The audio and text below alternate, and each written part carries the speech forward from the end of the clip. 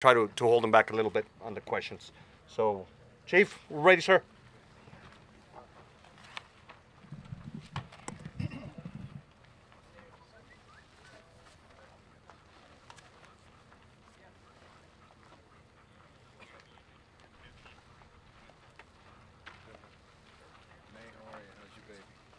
Thanks, sir. Thank you.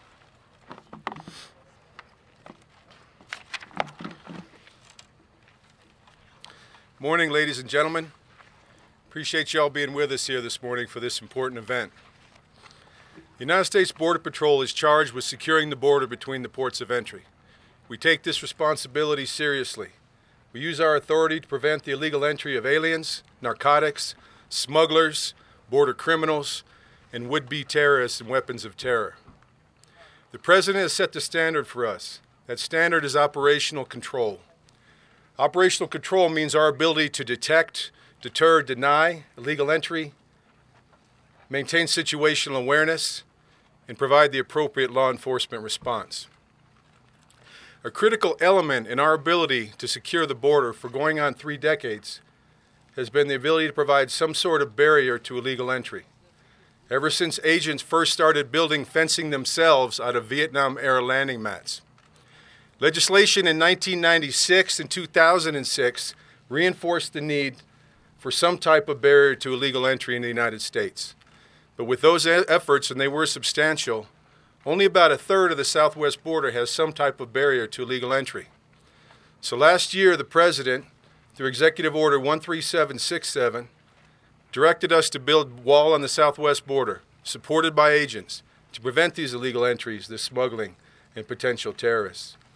We looked across the southwest border, we identified areas of need for us, prioritized those areas.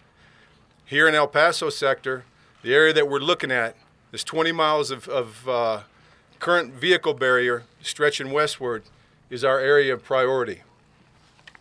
Some of y'all may be wondering why this section of fence and why now. This section, which is part of the Santa Teresa this part of Santa Teresa Station area of operations, is our busiest area for illegal alien apprehensions, and it has been for several years. It's also a prime corridor for the smuggling of narcotics. The wall that we're going to put in here is going to serve as an effective barrier to both. It's going to allow us to make more effective use of our agents and our technology. As you can see, the infrastructure that's currently here is vehicle barrier. We have 2 types in this stretch. The barrier that's here is what we refer to as modified post on rail. Further west, we have what we referred to as Normandy barrier. Now, as you can see, it's not hard to go over or through vehicle barrier for those on foot. The wall that we're going to put in here is going to serve as an effective deterrent to both vehicles and pedestrians.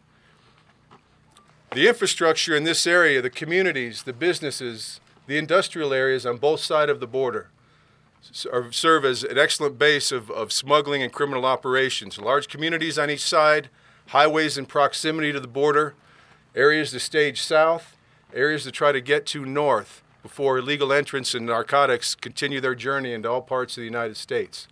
The wall that we're going to put here, like I said, is going to allow us to make more effective use of our agents and our technology, and is going to serve as a key barrier in a key portion of El Paso sector's area of operations. Now, some of y'all may be wondering, is it going to be 30 feet, and why 30 feet? The requirement is that we're 18 feet above the Mexican grade. As you can see, terrain varies quite a bit out here. And in some places on the north side, it is going to be 30 feet high. It's going to be as high as it needs to be, up to 30 feet, to make sure that we have 18 feet above the Mexican grade. You may be wondering, why are we choosing the type of fence that we're choosing? The bollard wall that we're going to be putting in place, to replace the current fence. The mesh that we have here, further east and continuing east, is a deterrent to illegal entry. The problem is it's easy to breach. It's easy to scale. It's expensive and time-consuming for us to repair. The wall that we're replacing this fencing with is going to be durable. It's going to be here for a long time. It's going to be harder to get over, harder to get through, harder to get underneath. It's going to have a 5-foot anti-scaling plate at the top, which is going to make it very hard for entrants, even if you can get to the top, to get over the top. Like I said, it's going to serve as a durable barrier to those trying to get over. It's going to deter all but the most determined illegal entrants from entering the United States here. It's going to make it harder to cross for illegal aliens. It's going to make it harder for smugglers and border criminals to move freely between the two countries as they can now. It's going to allow us, like I said, to make more effective use of agents and technology, not only in this area, but in other areas of El Paso sector. It's important to note the safety aspects that a wall provides. U.S. Border Patrol agents are the most frequently assaulted and most frequently injured federal law enforcement officers. We've seen time and time again that the addition of serious infrastructure creates a safer environment for our people to operate. It also creates a safer community on both sides of the border. People are allowed to live and work in places where you don't have the criminal element that thrives in areas where it's easy to cross the boundary between the two countries and make money through illicit commerce. Those people are often displaced because it's harder for them to do their business, which is exactly what we want. This type of fence, this type of bollard wall that we're going to replace the fence with is already in place in the Anapra section of Sunland Park, New Mexico, which is about 6 or 7 miles east of here. We've got about a 1.3 mile section of this bollard wall that we put in last year, and we're very pleased with the outcome. It's safer and it's reduced traffic for us. It's durable. The proximity of the highway has resulted in this wall being run into on a couple of occasions by vehicles, in one case a 5-ton truck. The capability for that bollard wall to withstand that impact is a testament to the money well spent to secure the border and the fact that that wall is going to be there for some time. You may be wondering about environmental impacts from putting a wall out here. The U.S. Border Patrol takes its environmental stewardship responsibility very seriously. We not only work in these environments, we live out here. Many of us are from here. The environment is just as important to us as anyone else.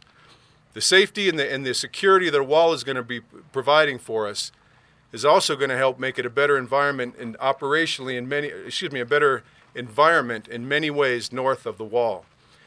Illegal alien trafficking, smuggling of both humans and narcotics are commonly associated with trash, human waste, vandalism, and other types of destruction, which hurt not only the environment, but the many landowners, cattle producers, and others who live out here and have to live with the impacts of this damage.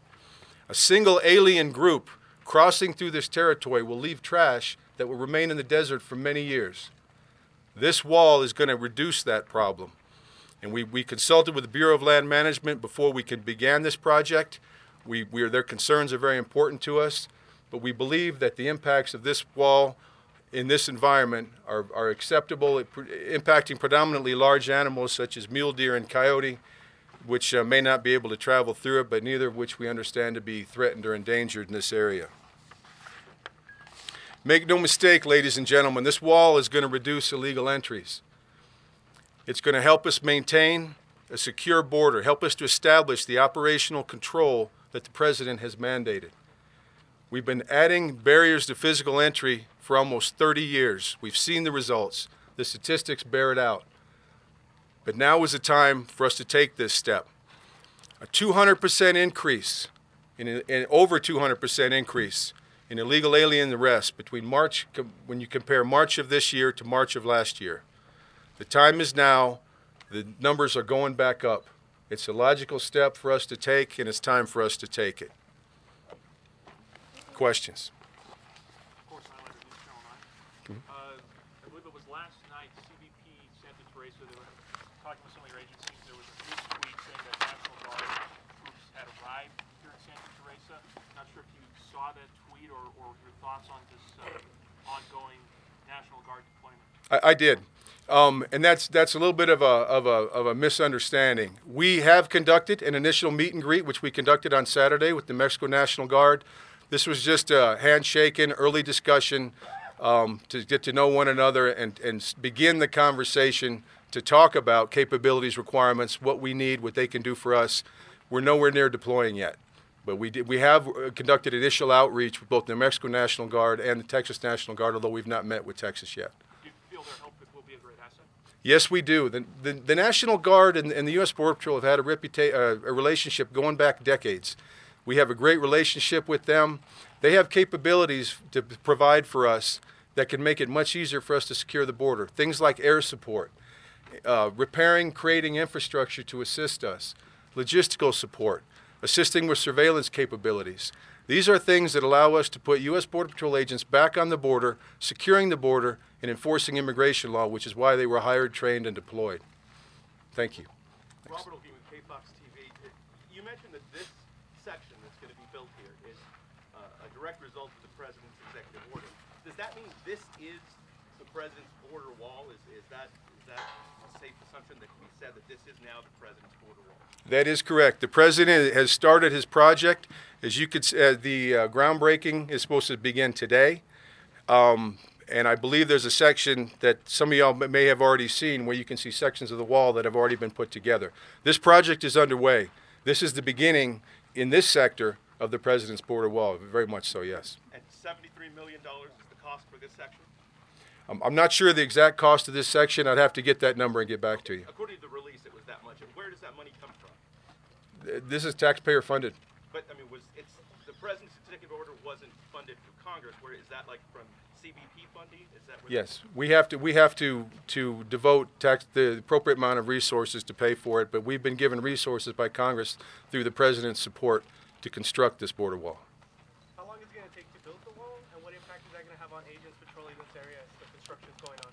Okay, the project, like I said, is scheduled to begin today. Estimated completion date is March of next year. It's going to have a substantial benefit to us, and if you look at the capabilities that the deterrent provides, you can see a vehicle in the distance there. Without the deterrent capability provided by WALL, it takes more agents, it takes more technology, it takes more time to interdict illegal alien traffic. And we often chase the same traffic back and forth because it can freely go back and forth, the determined entrance, until we get a chance to stop it. It makes us more effective. The National Guard support we were just talking about is going to help us focus our resources better as well. They're going to be providing administrative support, not providing any law enforcement assistance. We provide the law enforcement response out here. But is the actual construction going to impact the Border Patrol and they're patrolling this area? Oh, definitely. We continually adjust our operations to whatever is occurring in our area, and we are doing the same with the construction of this wall. CFO, what is the message to criminals and undocumented immigrants? Why is this necessary? Well, as I was talking about, this wall is necessary to help us secure this section of the United States border. We welcome lawful travelers, legitimate trade and commerce. We welcome that in the United States. Those entering between the ports of entry are not entering lawfully.